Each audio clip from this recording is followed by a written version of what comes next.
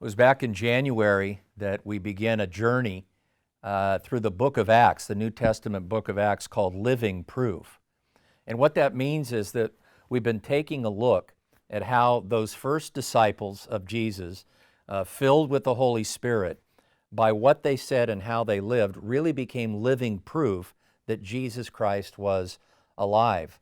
We've seen the Apostle Peter and the Apostle Paul provide early leadership to the believers in Jerusalem. We've seen the church go from the apostles and 500 to 3,000 and then 5,000 in a relatively short amount of time.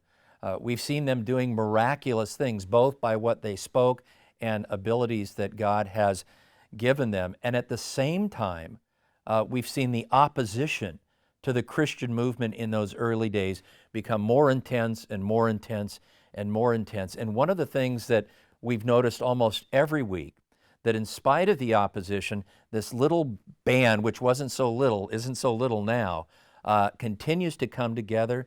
They continue to take care of one another. They continue to ask for the Lord's protection.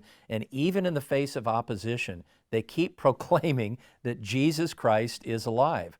Just a few weeks ago, we saw Peter and John thrown into jail, and then they got out of jail. That's not going to be the end of jail time for them or the rest of the apostles. You know, we know at the end of the story that every apostle, other than the Apostle John, was put to death because they would not stop talking about Jesus being resurrected and alive. We kick back in a couple of weeks to chapter 5 in our journey. I want to encourage you to, if you've been with us, stay with us. If you haven't, you'll catch up real quick. And we believe that they turned their world upside down. And if we take a look at that, then we can turn the world that we live in upside down for the sake of Jesus Christ. You need to be a part of that too.